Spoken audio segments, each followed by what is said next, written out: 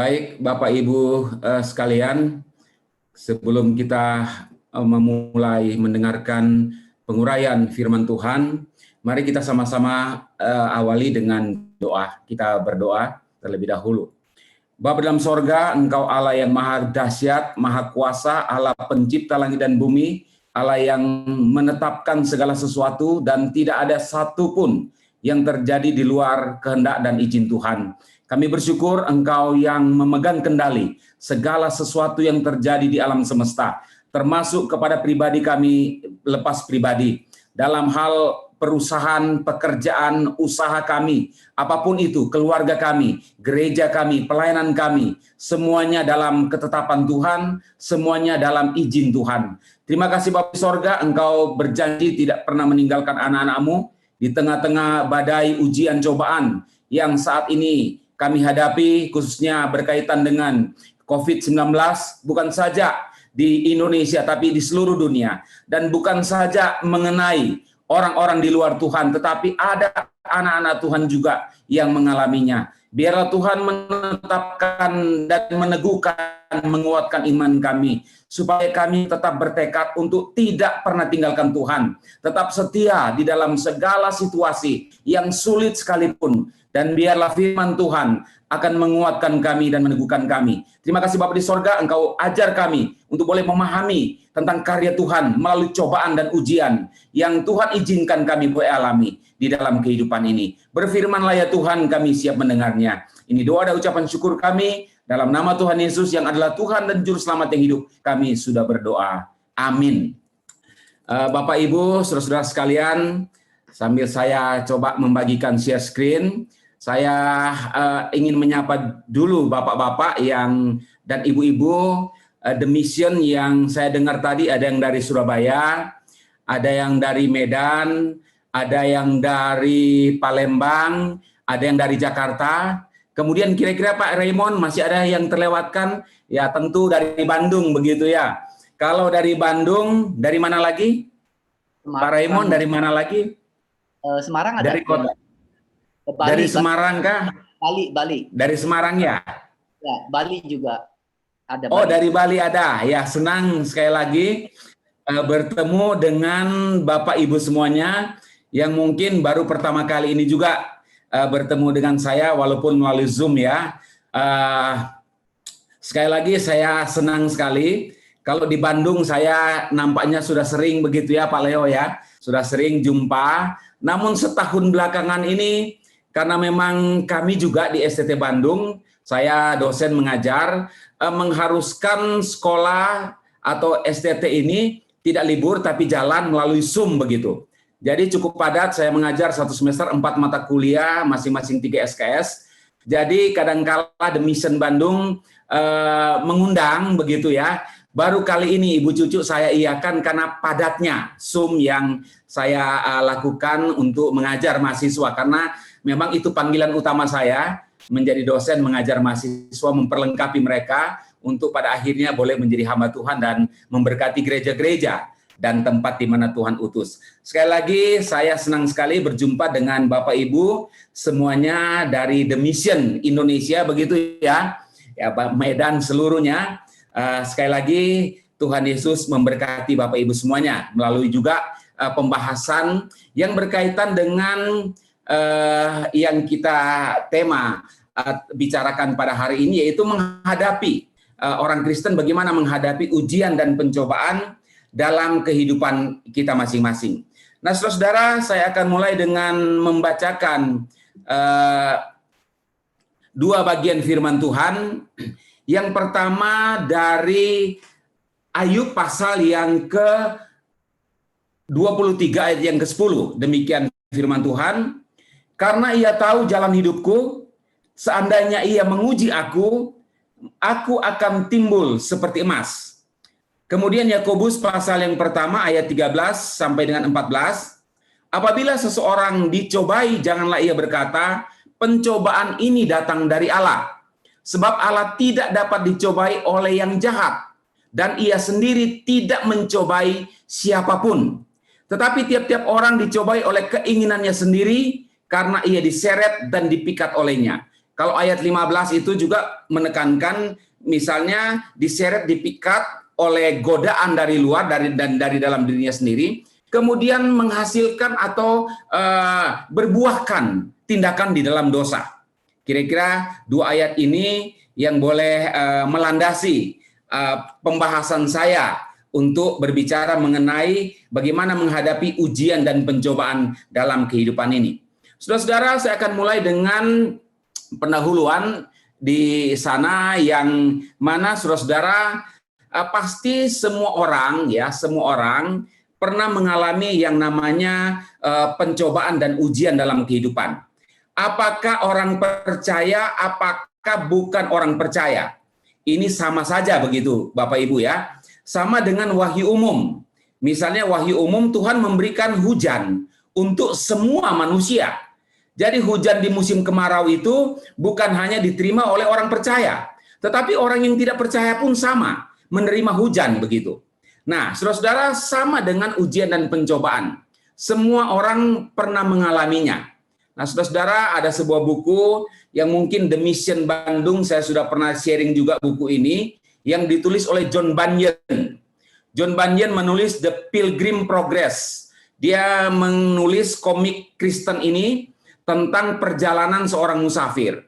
Jadi di dalam buku ini dia menuliskan tentang si Kristen, namanya dari tokoh dalam buku Pilgrim Progress ini, adalah setelah dia bertobat, menerima Tuhan sebagai juru selamat, dia lahir baru, kemudian dia memulai perjalanan iman di dalam dunia ini. Di dalam perjalanan iman menuju kota Allah yang mulia itu, yaitu Yerusalem baru, dia kadang-kala mengalami ujian yang begitu berat.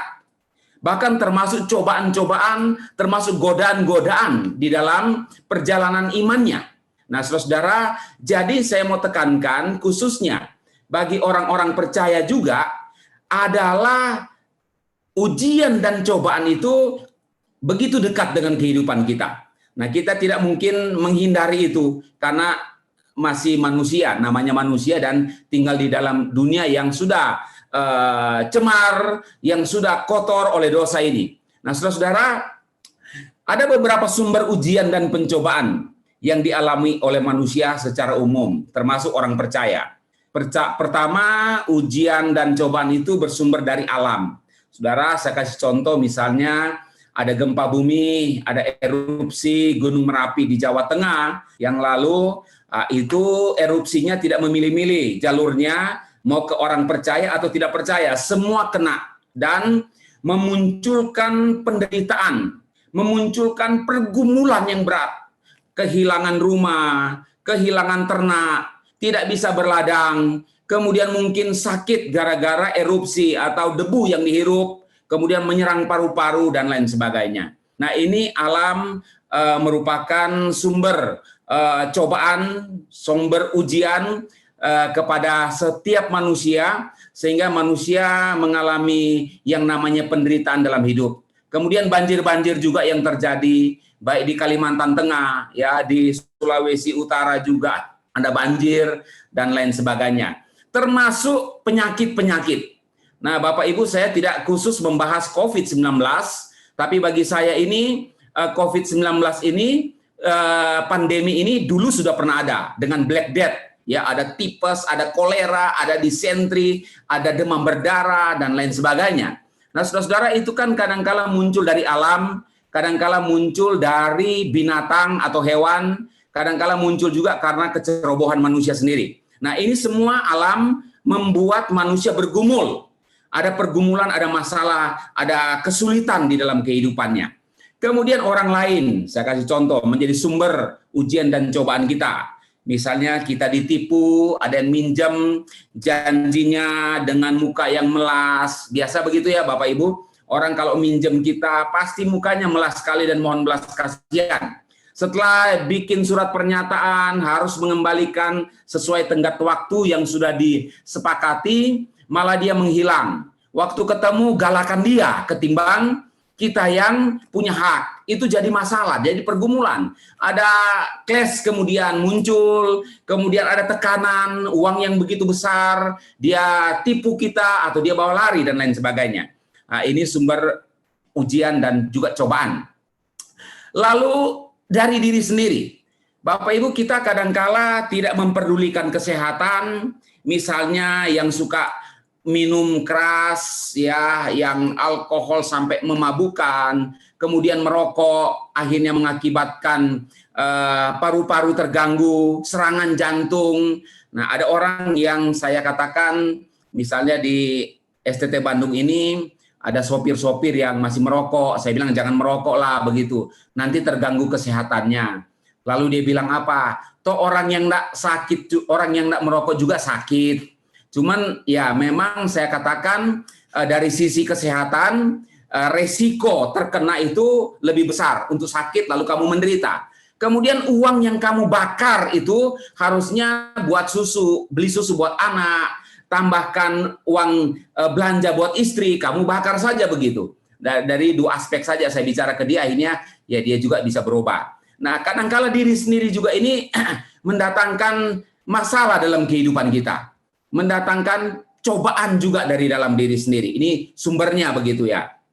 Saudara-saudara, semakin kita jauh dari Tuhan, semakin dekat dengan dosa dan kehidupan duniawi. Tadi sudah bicara dengan Pak Yahya begitu ya, saya sudah katakan kalau orang itu dekat dengan Tuhan, pasti kamu jauh dari dunia dan dosa.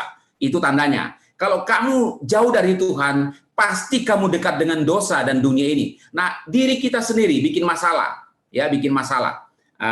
Sumber pencobaan juga begitu.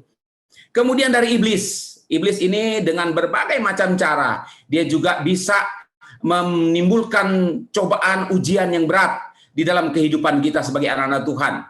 Mendatangkan penderitaan, mendatangkan kesulitan hidup di dalam kehidupan kita. Kemudian Tuhan, sebagaimana yang kita baca dalam kitab Ayub tadi, yang menguji kita adalah Tuhan. Tentu beda tujuannya, beda motivasinya dengan alam orang lain, diri sendiri dan iblis. Nah, Tuhan juga menguji kita tapi tidak mencobai. Kata Yakobus yang kita sudah baca tadi, menguji kita untuk iman kita semakin murni. Tuhan izinkan menguji kita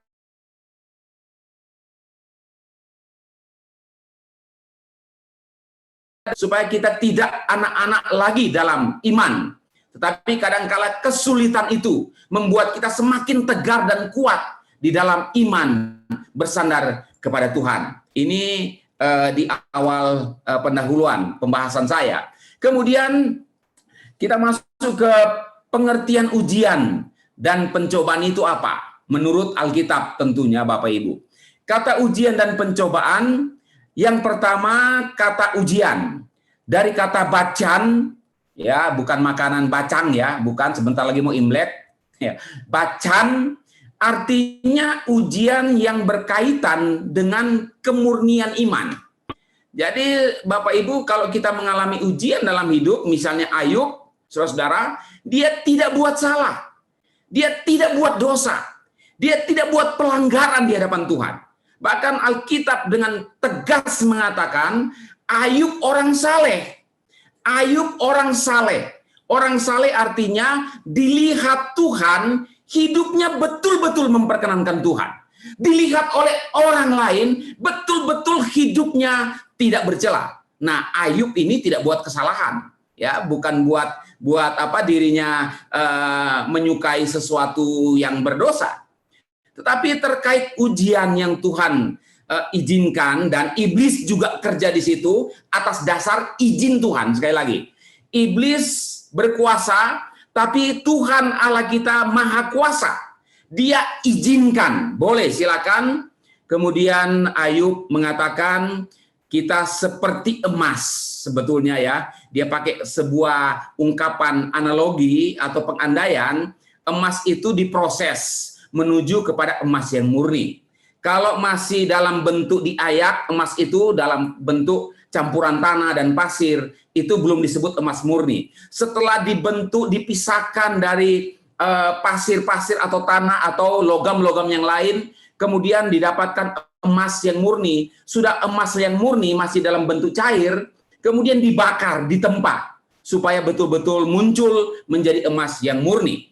Kira-kira begitulah hidup orang percaya, saudara-saudara. Orang beriman. Dari kata ujian ini, bacan ini, berkaitan dengan kenapa orang percaya menderita, kenapa orang Kristen mengalami kesulitan dalam hidup, kenapa ekonominya mulai jatuh, kenapa orang-orang lain kok bisa subur, begitu saudara-saudara. Saudara, asal engkau tidak buat dosa, asal engkau tidak langgar Tuhan, kalau engkau tetap setia mengiring Tuhan lalu ada ujian, engkau sedang dipilah-pilah, ditampi-tampi, seperti Yohanes pasal 15, Yesus adalah pokok anggur, kita carang-carangnya, kemudian carang-carang itu lagi dibersihkan.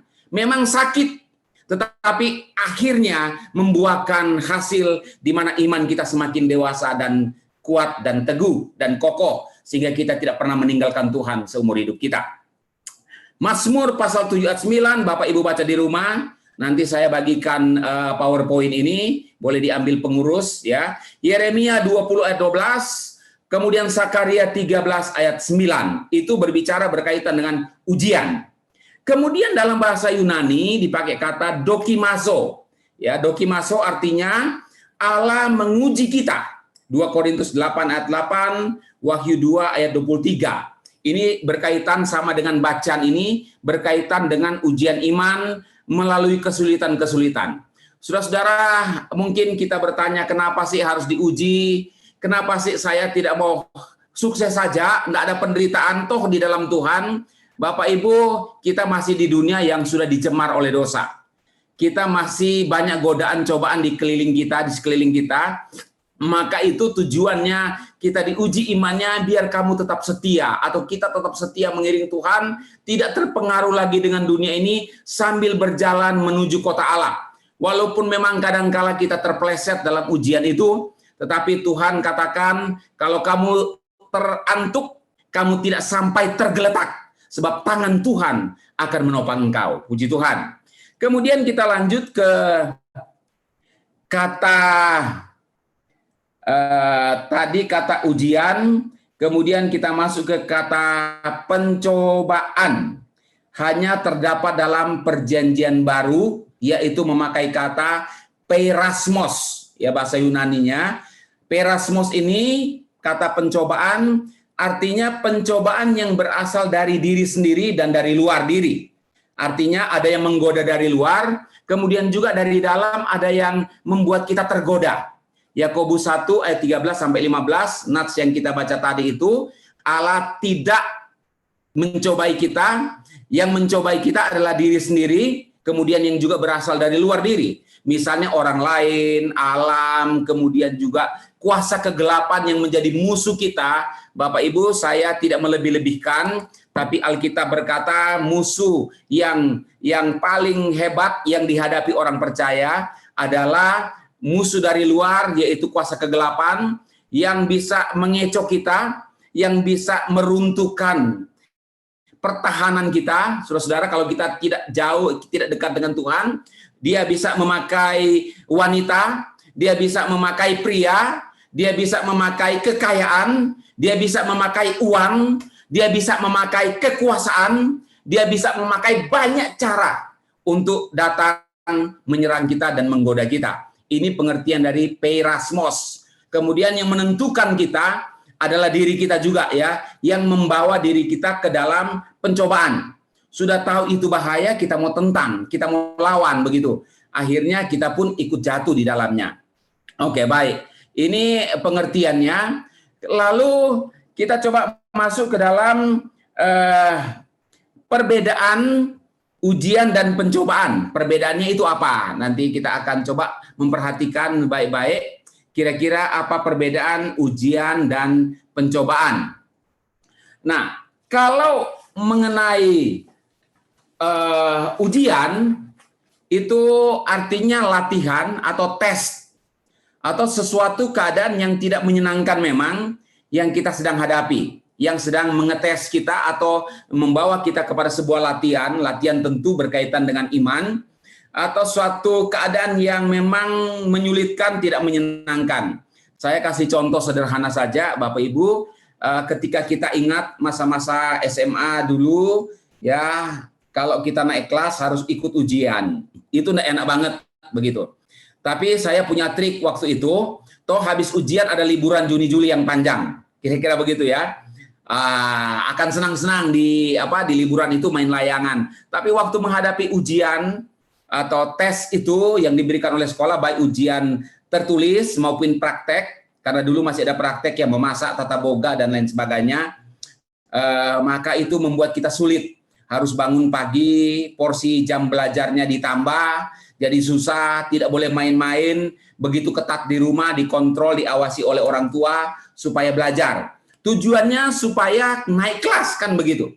Tujuannya supaya lulus. Saudara-saudara, saya mengalami ujian atau tes waktu saya direkrut sebagai tenaga di dulu Kemendristek Dikti, sekarang sudah digabung ke Kemendikbud menjadi asesor Ban PT. Selama 1 minggu saya digodok di Jakarta untuk nanti akhirnya kalau lulus menjadi asesor yang mengassesmen seluruh perguruan tinggi, ya termasuk ITB, UI dan lain sebagainya, diutus ke sana untuk memberikan peringkat akreditasi, terakreditasi atau tidak begitu. Kami yang menilai. Itu selama 1 minggu saya menderita sekali di Jakarta, Bapak Ibu. Bahkan dari sekolah saya ada 5, ada 4 yang gagal. Oh, itu dari jam 7 pagi sudah mulai tes sampai kadang jam 10 malam, jam 11 malam. Dari Senin sampai Sabtu. Sabtu itu pengumumannya. Penutupan yang diikuti 900 orang begitu, seluruh Indonesia. Bukan hanya perguruan tinggi teologi ya, tetapi seluruh ya, dari UI, ITB, dari Gajah Mada, dari Unpad, dari universitas di yang ada di Malang dan ada di Papua, ada di Medan, semua ikut itu. Nah, banyak yang sudah sakit, banyak yang mundur saja, begitu. Nah, itu ujiannya agak berat sekali begitu ya. Tetapi endingnya itu happy, endingnya senang karena diterima dan lulus, kira-kira seperti itu. Ini contoh saja, jangan Bapak Ibu tanya, yang nggak lulus kan susah, nggak usah tanya. Ini analogi saja. Ya, bahwa kalau mengikuti ujian kadang-kala susah hidupnya, kadang-kala bisa menderita. Nah, namun tujuan ujian dari Tuhan adalah iman dan ketaatan, ketabahan dan kesetiaan.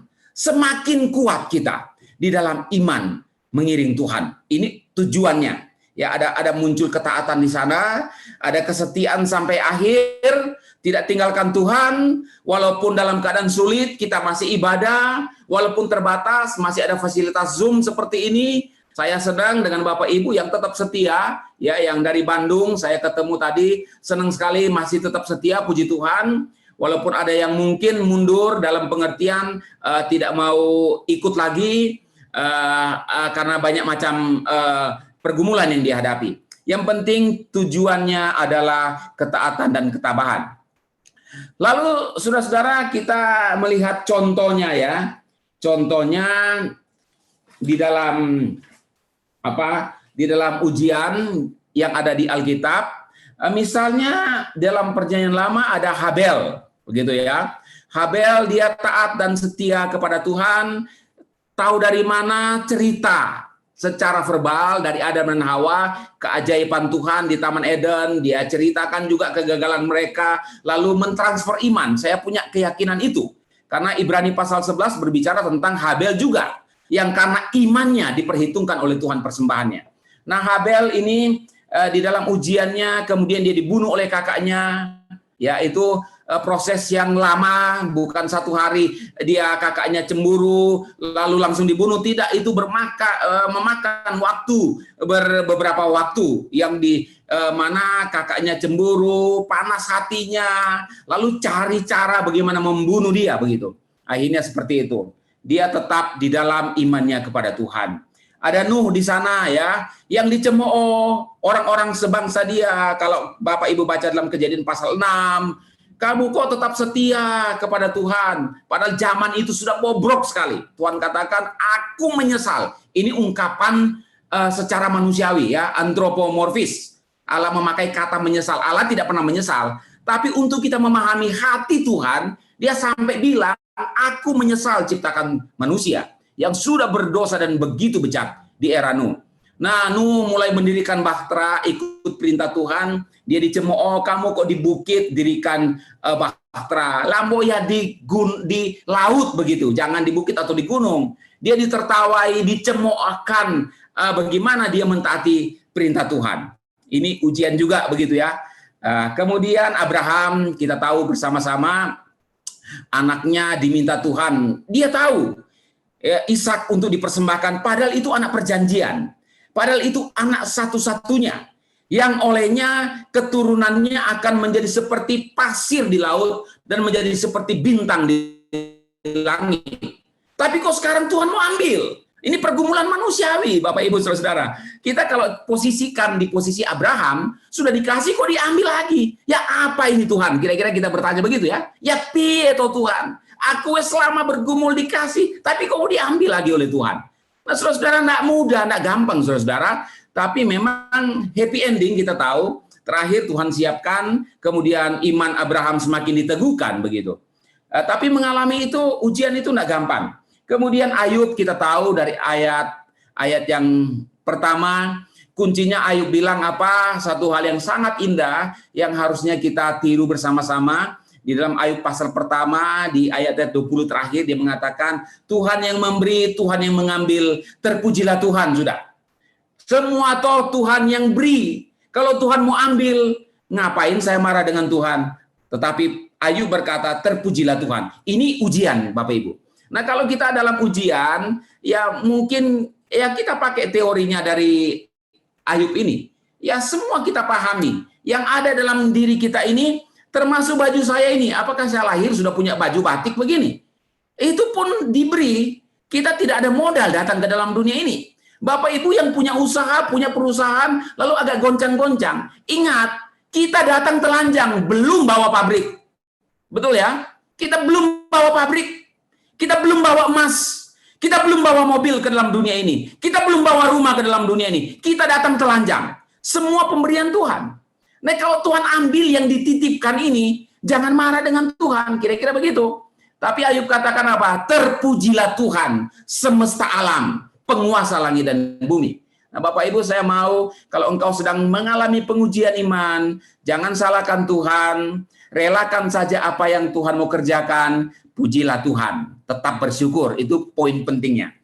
Nah, kemudian Daniel, dia tidak mau ikut aturan di di Babel. Dia dimasukkan ke dalam gua singa. Sadrak, Mesak, dan Abednego, mereka tidak menyembah patung yang didirikan oleh Raja Nebukadnezar. Karena dia katakan, kami punya Tuhan yang hidup. Sekalipun kami mati, kami tidak akan menyembah patung dari Tuanku. Ini pernyataan iman yang luar biasa, Bapak Ibu. Yang perlu kita contohi. Walaupun ada kesulitan ekonomi saat ini, saya tidak mau tinggalkan Tuhan dalam hidup ini. Tidak apa-apa. Ya, kan harusnya begitu ya. Walaupun dapur api, tidak masalah. Walaupun Tuhan tidak menolong kami, tidak masalah. Tapi kan akhirnya Tuhan tolong. Puji Tuhan kan begitu. Nah, Bapak Ibu, saya harap kita tetap menguatkan iman kita ketika menghadapi ujian. Lalu dalam perjanjian baru ada Petrus yang menyangkal Tuhan Yesus imannya. Dia gagal di sini, ada juga yang gagal Bapak Ibu ya, melewati ujian. Tapi Petrus cepat-cepat bertobat. Ya, itu penting. Apakah kamu pengikut Tuhan Yesus yang dari Nazaret itu? Oh, tidak. Datang lagi seorang wanita. Ini murid Yesus. Oh, enggak dong. Lah, ini yang terakhir. Lalu Petrus sungguh-sungguh, aku tidak kenal dia. Lalu ayam berkokok, dia ingat firman Tuhan yang dikatakan oleh Tuhan Yesus. Dan saat itu dia bertobat. Dia bertobat. Lalu kita melihat Paulus juga mengalami ujian, duri dalam daging, kata skolops, ya saudara. Dia katakan, Tuhan sembuhkan penyakitku. Nah, lalu dia katakan, Tuhan berfirman kepada dia, cukuplah kasih karuniaku, justru di dalam kelemahanmu kuasaku menjadi sempurna. Apakah skolop itu dicabut? Tidak dicabut. Sampai dia mati pun dia tidak dicabut. Nah, saudara-saudara, skolops ini ada dua pengertian, itu dari dalam dan dari luar, begitu ya. Ujian orang-orang Yahudi yang mau membunuh Rasul Paulus karena berkhianat kepada Yudaisme. Nah, saudara, tidak diangkat, tetap diizinkan oleh Tuhan. Kemudian orang Kristen abad pertama ya diperhadapkan dengan penganiayaan karena iman, bukan karena buat salah.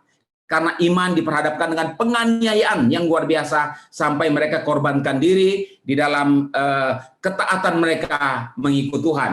Lalu yang kedua, contoh pencobaan, ya, maaf, ya. Contoh pencobaan itu adalah godaan yang datang dari iblis dan juga keinginan diri sendiri dan juga faktor dari luar. Contoh Adam dan Hawa, Kejadian pasal 3, ya. Tuhan larang kalau kamu makan buah yang ada di tengah dari pohon pengetahuan yang baik dan jahat ada di tengah taman, kalau kamu makan kamu pasti mati. Lalu mereka ke pohon itu, Tuhan sudah katakan jangan, ya, jangan dekat-dekat, jangan makan. Lalu Hawa merasa tertarik melihat buah itu. Kemudian iblis muncul, bukankah Tuhan melarang? Tapi ketika kamu makan buah ini, kamu pasti menjadi seperti Allah. Nah, ini pemutarbalikan firman Tuhan, ya, godaan yang luar biasa sekarang ini sebetulnya. Hati-hati pemutarbalikan firman Tuhan. Nah, misalnya contoh saja, ya, kalau iring Tuhan tidak menderita tapi kaya raya, teologi yang sukses atau teologi proper. Saudara, ini pembalikan firman Tuhan, ya. Saya tidak menolak orang Kristen yang diberkati Tuhan, saya aminkan. Tapi ingat, ada juga orang-orang Kristen yang harus melewati ujian karena imannya dibenci, karena imannya, ya, dia menerima konsekuensi, ya, ada konsekuensi penolakan dan lain sebagainya. Jadi tidak melulu kaya dan sukses. Saya tidak menolak itu. Alkitab juga bicara akan berkat Tuhan. Tetapi bukan itu yang paling penting dan utama. Pencobaan, ujian, kadang-kala penderitaan oleh karena iman. Lalu godaan bagi Kain. Kain cemburu, dia marah dengan Tuhan, marah dengan Habel, lalu dia membunuh, begitu, ya. Lalu godaan bagi Esau yang menjual hak kesulungan dengan roti dan kacang merah kepada Yakub. Nah, saudara, kadang-kala ini menggambarkan tentang keinginan-keinginan daging, keinginan-keinginan hawa nafsu, bisa juga membawa kita dalam pencobaan. Kemudian ada istri Lot di dalam Perjanjian Lama, di mana dia ini berpaling. Tuhan katakan jangan kamu berpaling. Ya, kalau sudah keluar. Dia ingat hartanya yang tertinggal, mungkin emasnya yang tertinggal, mungkin, ya, rumahnya yang dia tempati yang bagus itu tertinggal. Akhirnya dia menjadi tiang garam, saudara. Ini contoh di dalam Perjanjian Lama. Lalu ada lagi godaan bagi Simson, yaitu Delila. Ya, Tuhan sudah katakan kamu Nasir Allah, jangan kasih tahu kekuatanmu kepada siapapun. Tapi dia kasih tahu karena rayuan Delila. Akhirnya dia menjadi lemah. Sebagai Nasir Allah dia kehilangan kekuatan dari Tuhan. Ingat, roh Tuhan atau Roh Kudus oknum ketiga sudah ada di dalam Perjanjian Lama. Tapi sifatnya itu masih temporary, sementara. Bisa datang, bisa pergi. Sama dengan tadi kita sudah bicarakan di awal, ya, bagus ya, ada tanya jawab. Doa daripada Daud, jangan mengambil rohmu yang daripada aku. Memang betul. Perjanjian Lama Roh Kudus bisa datang temporary, sementara, bisa juga meninggalkan. Tapi di dalam Perjanjian Lama Baru itu, Roh Kudus, Yohanes pasal 14 dan pasal 15, roh yang akan kukirim kepada kamu, kamu tidak akan menjadi yatim lagi, tapi ada roh penolong, dia akan tinggal selama-lamanya dalam hidupmu. Tidak temporary, tapi sudah permanen. Ya, ini tambahan saja dari saya. Karena berbicara mengenai Daud juga itu, ya, dengan Betseba, dia jatuh, dia gagal, pencobaan dari luar, sudah punya istri banyak, masih lihat istri orang lain, akhirnya dia harusnya berperang, dia santai-santai saja, tidak kerja, dan itu saya yakin bukan terjadi satu kali saja, lihat langsung naksir, tidak. Itu ada proses juga, Bapak Ibu, sampai hatinya kepincut, ada pemikiran, pertimbangan, nek kalau begini bahaya, kalau lah istri daripada jenderal dia, maka itu jenderalnya ini yang punya istri Betseba disuruh perang di luar supaya mati. Ini kan memunculkan satu rancangan untuk berbuat dosa. Kira-kira seperti itu. Lalu kita lihat di dalam Perjanjian Baru, Tuhan Yesus dicobai iblis, Matius 4 ayat 1. Ya, di situ 3 cobaan yang besar yang dialami oleh Tuhan Yesus. Secara manusiawi dia bisa tergoda, tapi karena dia ilahi 100%, maka dia juga punya kuasa menghardik kuasa kegelapan dan dia menang. Lalu Petrus menyangkal, Tuhan Yesus tadi. Kemudian Yudas menjual Tuhan Yesus karena uang.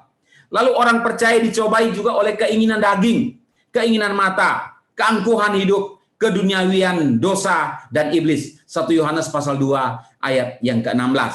Ini kira-kira contoh-contohnya. Lalu kita masuk ke dalam perbedaan ujian dan pencobaan. Bapak Ibu coba lihat di samping, ujian itu berakar dari rencana Allah, pencobaan berakar dari kedagingan atau bermula dari kedagingan diri sendiri, godaan dari luar, iblis juga berperan penting di situ. Ingat, Bapak Ibu semakin dekat dengan Tuhan, semakin menjadi anak Tuhan yang saleh, yang sungguh-sungguh hidup benar, maka serangan iblis semakin kuat. Jangan pikir saudara semakin tidak diserang. Justru semakin engkau jauh dari Tuhan, tandanya iblis tidak usah goda kamu. Oh, dia dekat sama kamu kan, begitu. Kalau kamu jauh dari Tuhan, berarti dekat sama iblis. Hanya dua pilihan. Saudara mau dekat dengan Tuhan, berarti saudara menjadi musuh iblis yang begitu gencar. Saudara jauh dari Tuhan, saudara menjadi temannya iblis. Ya, saudara tidak perlu digoda lagi, itu sudah teman dekat, tidak perlu goda lagi. Ya, nah berakar dari daging dan iblis. Kemudian asalnya dari luar, kebanyakan begitu ya, cobaan. Dalam arti begini, engkau tidak buat dosa, kemudian ada muncul banyak pikiran juga itu menguji kamu. Hati yang kadangkala membuat kita, Pak Yahya sudah tanyakan tadi, begitu ya, perjalanan kita ini tidak mudah, ya pikiran bisa melenceng, hati bisa tidak jatuh hati kepada orang miskin lalu memberi persembahan, misalnya seperti itu. Tidak menolong orang lain lagi, menjadi keras hati, bisa juga dari dalam, namun kebanyakan dari luar, begitu. Bisa alam, bisa orang lain yang Tuhan izinkan Tuhan pakai. Lalu kalau pencobaan itu biasanya dari dalam hati, dari dalam pikiran hati kita, dari luar juga ada pengaruh. Kemudian yang paling kuat dari dalam, ya mau itu dipikirin terus, akhirnya pikirannya berbuah pada tindakan. Atau misalnya kita bermusuhan dengan orang lain, dendam itu disimpan, dipikirkan gimana cara balas dia, akhirnya membayar orang, berbuat jahat kepada dia. Ini dari dalam, mempertimbangkan dan faktor dari luar. Lalu ujian itu konsekuensinya tidak ada, dalam arti begini, kalau engkau masuk penjara karena iman, itu bukan karena dosa yang kamu buat. Itu yang saya maksudkan, konsekuensi tidak ada dalam pengertian, bukan karena kita berdosa, bukan. Ya, nah di dalam pencobaan konsekuensi moral, misalnya yang lalu di Manado lagi viral, anggota DPRD mobilnya dinaiki oleh istrinya karena di dalamnya ada selingkuhannya. Ini konsekuensi moral, dia bisa dipecat begitu ya. Lalu bisa dimasukkan ke dalam penjara. Ini ada konsekuensi moral. Namanya jadi jelek, kemudian apa? Kemudian dimasuk penjara. Kalau iman, ujian iman enggak mungkin jelek, ya. Ada orang yang dipenjara karena iman. Kenapa dia? Oh, semakin hebat dia menjadi saksi kan begitu. Nah, ini yang dimaksudkan dengan konsekuensi. Kemudian ujian iman, yang pencobaan itu menyerang titik lemah. Dia cari titik lemah kita, dia serang itu, baik dari dalam maupun dari luar. Lalu ujian itu pasti menyenangkan Tuhan. Sedangkan pencobaan itu menyenangkan diri sendiri. Ya, menyenangkan diri sendiri dalam pengertian begini. Di awal itu pencobaan itu senang. Kalau dari dalam diri sendiri, saya kasih contoh ya. Seperti yang anggota DPRD tadi itu. Dia senang pergi dengan selingkuhannya, berdua makan, ya. Kemudian akhirnya kan apa? Bukan senang lagi, menderita hidupnya. Oke, kita lanjut. Lalu jalan dengan iman, kalau engkau dicobai, diuji, harus tetap jalan dengan iman di dalam Tuhan. Ada penderitaan, ada masalah, tetap percaya karena engkau tidak buat salah dan dosa, tetap di dalam ujian itu. Kalau engkau dalam penderitaan dan masalah dalam hidup ini. Kemudian kalau yang dicobai itu solusi, harusnya kita kalau sedang dalam pencobaan itu kita lari menjauh. Misalnya Yusuf yang dicobai oleh istri Potifar, diajak untuk berhubungan intim, Yusuf lari ya dari cobaan itu. Maka Bapak Ibu kalau engkau sedang dalam pencobaan, misalnya lari. Kalau gunung meletus ya jangan iman yang buta. Saya tetap di sini, enggak apa-apa. Ya, saudara kalau kena penderitaan ya salah sendiri ya, harus lari. Kemudian yang ujian itu iman kita semakin kuat, semakin teguh. Kemudian yang pencobaan itu tertekan oleh dosa, dosa menekan hidup kita. Kita dihakimi oleh dosa itu, kita dituduh oleh dosa itu. Kemudian yang ujian itu ada pertumbuhan iman dari anak-anak menjadi dewasa, dan itulah yang Tuhan mau, kita bertumbuh di dalam iman kita. Kalau yang dalam pencobaan itu harus bertobat, ya bertobat itu penting sekali. Saudara, jangan pikir anak Tuhan, orang percaya, pendeta apalagi tidak perlu bertobat. Harus ada pertobatan. Kalau salah harus bertobat, minta ampun sama Tuhan, dibaharui lagi hidupnya. Ya, nah bentuknya sama antara ujian dan pencobaan, berbagai macam penderitaan dan kesulitan hidup itu datang, baik ujian dan pencobaan. Nah, namun yang penting Bapak Ibu harus tahu, kalau cobaan dari iblis dan orang lain biasanya awalnya manis, ya, tetapi berakhir dengan kepahitan. Kalau ujian dari Tuhan biasanya awal pahit, tetapi hasilnya manis. Bapak Ibu, itu poin penting ya. Ujian dari Tuhan memang susah, menderita, kita jadi orang benar, disalah mengerti, ya. Toa saja ditegur, di penjara Ibu Liliana, itu iman dia diuji, Bapak Ibu. Tapi hasilnya saya yakin dia, Tuhan siapkan sesuatu yang manis bagi dia. Ya, banyak ketidakadilan di Indonesia ini. Tetapi kalau engkau tetap setia dalam imanmu, itu diuji, engkau akan membuahkan hasil yang manis. Lalu bagaimana kira-kira? Ya, bagaimana menghadapi ujian dan cobaan? Saudara, sikap kita seperti apa sih menghadapi ujian dan pencobaan lewat berbagai macam kesulitan, masalah dan penderitaan dalam hidup? Saudara, misalnya saya kasih contoh, saya sedang merebus ubi kayu ya, ubi apa ya, yang keras itu. Kemudian saya masukkan ke air yang mendidih, dia lama-lama jadi lembek. Ada orang yang ada masalah, ada ujian, ada pencobaan, akhirnya imannya melemah, ya. Tinggalkan Tuhan kalau gitu. Saya masalah ekonomi, masalah keluarga, masalah tidak bisa bayar lagi anak kuliah di luar negeri. Bagaimana hidup saya ini berkaitan dengan ekonomi? Ya, imannya langsung lembek, mentalnya langsung lembek. Kemudian itu ubi kayu yang begitu keras masuk dalam air panas, ada masalah kita, ada pergumulan, langsung lembek. Lalu yang kedua, ada telur ayam misalnya, kalau pecah dia tertumpah isinya, waktu dimasukkan ke air panas, dia menjadi keras. Ada orang juga sama ya, waktu dimasukkan ke pergumulan, ada masalah, ada ujian, ada cobaan, lalu menjadi keras hati kepada Tuhan. Bertanya kepada Tuhan, Tuhan kenapa ini? Kenapa ini? Kok orang berdosa semakin jaya? Saya kok ini iring Tuhan kok malas dibenci, malah usaha semakin turun, saudara. Ada orang yang mempertanyakan Tuhan menjadi keras. Ya, tidak lagi ikut PA, the mission. Tidak lagi mau ke gereja, pelan-pelan tidak mau pelayanan, mundur dari kemajelisan, jadi jemaat biasa, lama-lama tinggalkan gereja karena kerasnya ini yang dihadapi. Nah, itu sikap yang kedua. Sikap yang ketiga, misalnya air panas itu saya andaikan, saya analogikan, kita ambil kopi, ya Bapak Ibu, saya yakin senang kopi ya, saya juga orang pencinta kopi, karena biasa itu kalau ngajar sampai malam begadang, ya kopi itu yang diminum.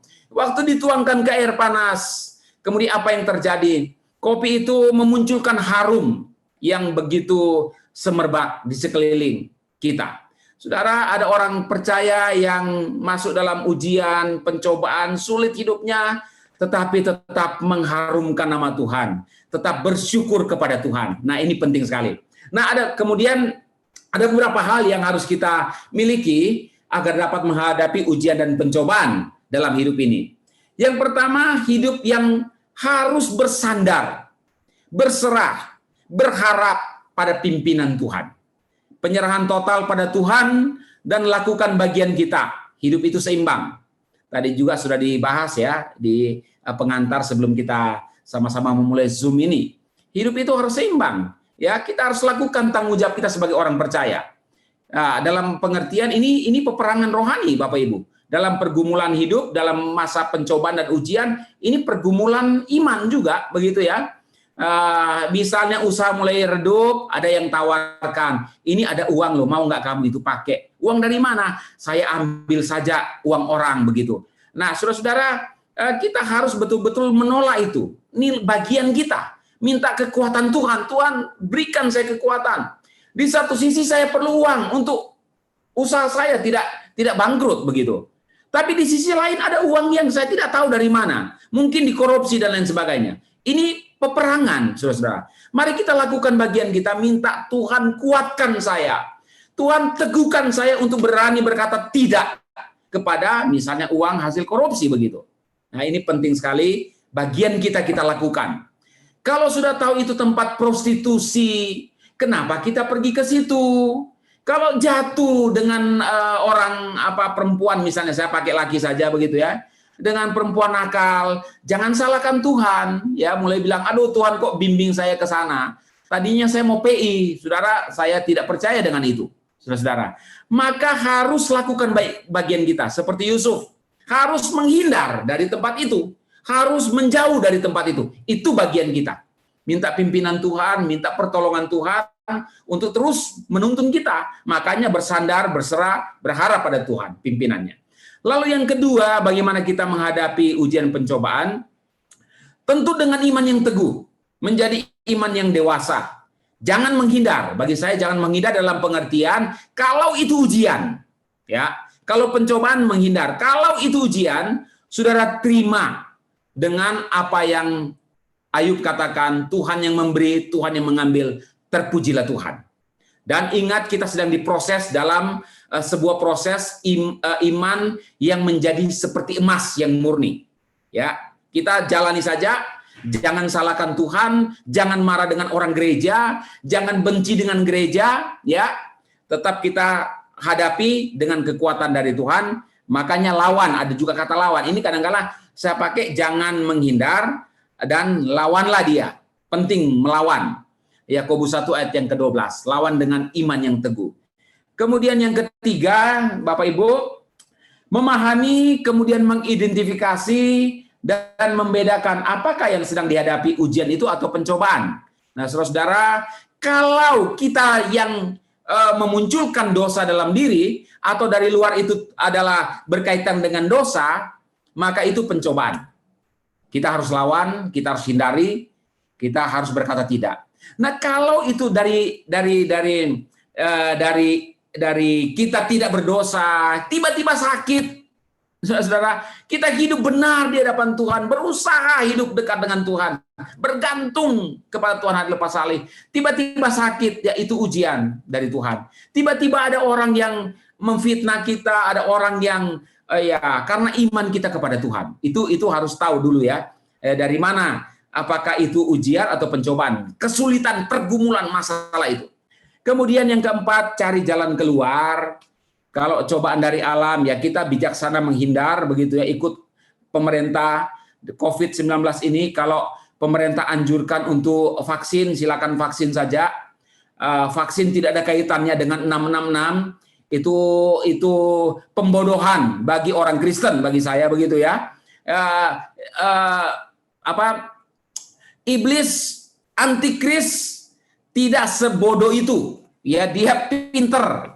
Masa mau kasih chip di suntikan itu, mana bisa chip masuk dari suntikan itu lalu dikontrol? Bagi saya tidak begitu, karena di dalam Yudas dan 1 Yohanes juga jelas sekali antikris itu siapa. Antikris adalah anti lawan Kristus. Orang yang melawan Kristus itu antikris. Kalau memasukkan vaksin itu antikris, apa hubungannya begitu ya? Nah, jadi Bapak Ibu, saya harap PA ini membawa kepada kita satu pemikiran, pemahaman, iman yang semakin kuat. Tidak lagi bisa diombang-ambingkan oleh ajaran yang palsu, ajaran sesat. Bagi saya seperti itu. Itu bahasan tersendiri. Kemudian cobaan dari diri sendiri, bertobat, ya. Kalau cobaan datang dari orang lain, ya kita berusaha menyelesaikannya. Ya, kita mengasihi dia, juga mengampuni dia.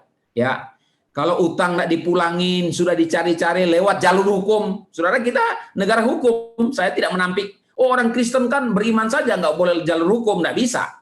Tetap kita di dunia ini seimbangkan itu iman dan perbuatan, tanggung jawab kita. Kalau mau lewat jalur hukum, dia mau berdamai, tidak mau kembalikan uang, ya jalur hukum saja, kan begitu.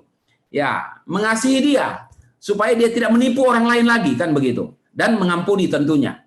Oke, kemudian cobaan dari iblis, lawan karena kita punya perlengkapan senjata Allah. Ujian dari Tuhan, taat, sabar, setia, bergantung. Saya yakin kalau dari Tuhan itu diuji, kita tidak bersalah, tidak berdosa, maka Tuhan akan memberikan jalan keluar untuk kita. Lalu yang kelima, berjaga-jaga tadi ada kaitannya lawan iblis. Efesus 6 ayat 13-17, gunakan semua perlengkapan senjata Allah. Perlengkapan senjata Allah itu apa kira-kira? Ya, doa, iman, kemudian firman Tuhan, bersekutu. Itu berkaitan juga dengan yang keenam itu jalan keluarnya. Hidup selalu fokus pada Kristus dan hal-hal rohani. Ya tadi doa, Alkitab, baca Alkitab. Bapak Ibu kalau ada kesulitan baca Alkitab lewat PA ini, ya Bapak Ibu sudah memperdalam Alkitab sebetulnya yang dilaksanakan oleh The Mission. Jadi saya yang lalu, 3 tahun lalu ya, pertama atau 4 tahun lalu diundang Ibu Cucu, Pak Leo juga di The Mission Bandung. Ini ada PA, saya senang sekali memperlengkapi jemaat Tuhan di dalam pemahaman tentang firman Tuhan yang baik dan benar. Karena ada Injil palsu, ingat baik-baik itu, ada ajaran palsu. Nah, saudara-saudara, Injil palsu itu pasti tidak asli. Palsu itu mirip-mirip ya asli, tapi tidak asli. Tapi saudara, kalau engkau tidak punya pengetahuan teologi dan biblika yang baik dan benar, yang palsu itu asli. Hati-hati ya. Hanya yang terseret, dia yakin itu asli padahal palsu. Kenapa? Dia tidak bisa men-screening ya. Dia tidak bisa punya standar menentukan ini palsu atau asli. Oke. Kemudian yang ketujuh, jangan membandingkan ujian dan pencobaan yang kita hadapi dengan yang dihadapi orang lain. Masing-masing Tuhan punya karya, jangan membanding-bandingkan. Kemudian yang kedelapan, ya, cari mentor atau hamba Tuhan untuk membimbing kita menghadapi ujian dan pencobaan. Ya, kamu punya gereja, ada hamba Tuhan di sana, ya, bolehlah saling mendoakan, saling menguatkan. Ini penting sekali ya, mengencourage, mendoakan, menguatkan engkau yang sedang berduka, sedang mengalami kesulitan dalam hidup. Ini penting sekali. Kemudian yang ke-9, bersekutu dan saling menguatkan. Di dalam gereja, persekutuan admission baik sekali ya, saling bertegur sapa, saling mendoakan, saling menguatkan melalui firman Tuhan dan kesaksian-kesaksian tentunya. Yang ke-10, Tuhan tidak memberikan ujian dan izin pencobaan melebihi kekuatan kita. 1 Korintus pasal 10 ayat 13 ya, dia tidak memberi beban yang begitu berat melampaui kekuatan kita. Tapi kita sanggup dan mampu karena ada Tuhan yang menyertai kita. Kemudian jangan lupa mengucap syukur. Ingat respon tadi itu, apakah kita menjadi keras, marah dengan Tuhan, tinggalkan gereja, atau menjadi lembek sekali. Wah, sudahlah, saya ini patah semangat ya.